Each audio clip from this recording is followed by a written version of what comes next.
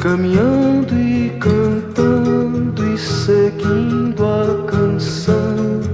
Somos todos iguais, braços dados ou não. Bom dia, vamos falar sobre o nosso tema de trabalho, a globalização hegemônica e o pós-consenso de Washington. Para termos ciência desse tema, temos que abordar dois conceitos, o consenso de Washington e o que é globalização hegemônica. Para falarmos da globalização hegemônica, temos que dizer que esta é aquela que domina, que é composta por tríade de democracia, neoliberalismo econômico e o modo de vida americano. Atualmente, a globalização hegemônica é insustentável. Existe uma contradição insanável entre a economia neoliberal e o bem-estar da maioria da população mundial. A liberação das trocas sem condições é como um combate de boxe entre um peso pesado e um peso pluma, onde os países do centro têm sempre a supremacia sobre os países da periferia, saindo esses últimos sempre em desvantagem. Se os países endividados em dólares pudessem resistir à desvalorização de suas moedas, não veriam suas dívidas aumentar por um mero efeito da desvalorização. Esta globalização tem duas formas. A primeira é o localismo globalizado, que se trata de processos pelo qual determinado fenômeno é globalizado com sucesso. Temos como exemplo a McDonald's e a língua inglesa. Algo que começou por ser localizado e passou a ser globalizado persiste no tempo. Seguidamente, temos a globalização localizada, que é um impacto específico de práticas imperativos transnacionais e nas condições locais. O Consenso de Washington foi uma recomendação internacional elaborada em 1989, que visava propalar a conduta econômica neoliberal com a intenção de combater as crises e misérias dos países subdesenvolvidos, sobretudo os da América Latina.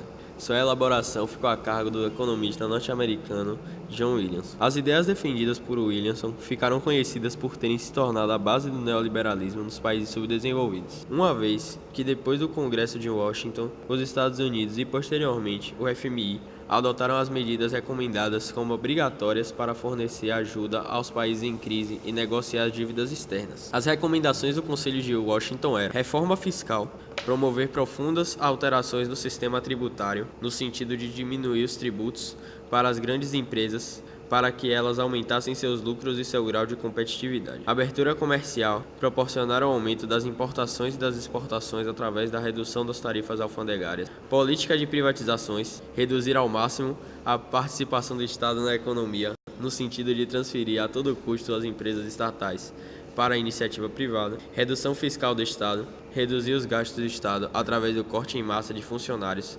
terceirizando o maior número possível de serviços. Diminuição das leis trabalhistas e do valor real dos salários, a fim de cortar gastos por parte do governo e garantir arrecadação suficiente para o pagamento da dívida pública. Caso os países se recusassem a cumprir essas normas, encontrariam dificuldade de receber investimentos por parte do FMI e Estados Unidos. Tais medidas foram amplamente criticadas por grupos de esquerda, que defendem que a retirada do Estado da economia e a abertura exagerada da economia para o capital internacional proporciona a precarização do trabalho e diminuição da qualidade de vida da população, bem como o professor Milton Santos falou.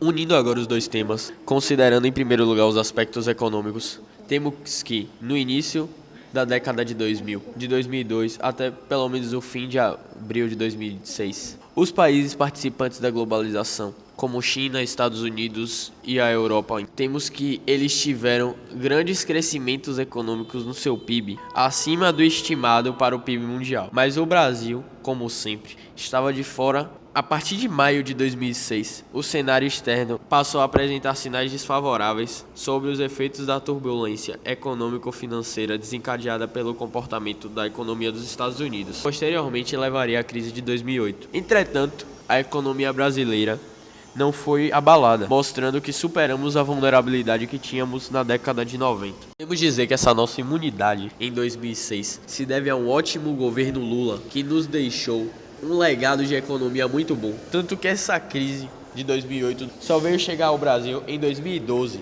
no governo Dilma, que não estava tão bom, por conta do câncer de Lula, que ela não tinha seu fiel escudeiro. Finalmente, ao que se refere à dimensão intelectual, o momento revelou-se também propício a uma reflexão inovadora, uma vez que, na esfera internacional, rompeu-se o consenso que, nos anos 90, deu sustentação às políticas inspiradas no receituário do Consenso de Washington, garantindo a supremacia da agenda pró-mercado do Estado mínimo. Esta deixou de ser uma agenda consensual passando a ser objeto de crítica acirrada e voltada para demonstrar a debilidade das estratégias econômicas calcadas no paradigma neoliberal, como ressalta o professor Bresser Pereira. Os equívocos dos anos 90 provocaram o questionamento da ortodoxia convencional. Este é o cerne do que veio designado por terceira geração de interpretações sobre o fenômeno da globalização. Não há um caminho único, e por mais estreitas que sejam as margens de manobra, há sempre um espaço para a busca de alternativas. Não se trata, por outro lado, de rejeitar as várias diretrizes da ortodoxia convencional em nome de uma supremacia de uma terceira via, tal como proposta pelo primeiro-ministro da Grã-Bretanha, Tony Blair, em fins dos anos 90. Vem, vamos embora, que esperar não é saber. Quem sabe faz a hora, não espera acontecer. Privatiza a Unicamp, privatiza o metrô, privatiza a Unesp, privatiza meu amor, privatiza. 44777.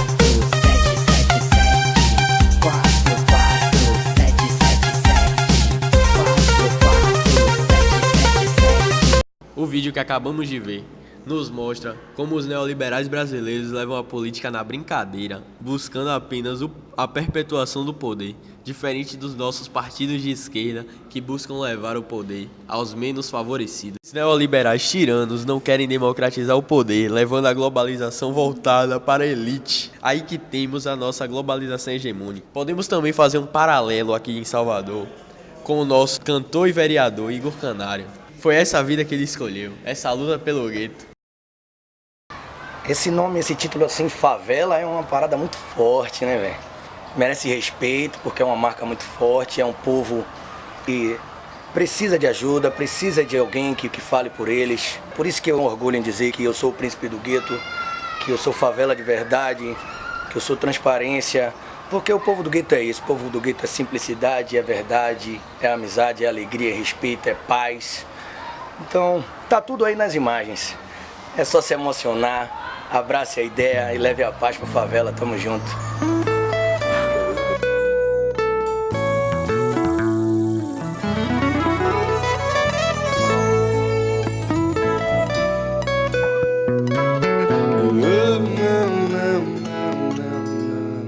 A voz do canário vai sempre falar do gueto.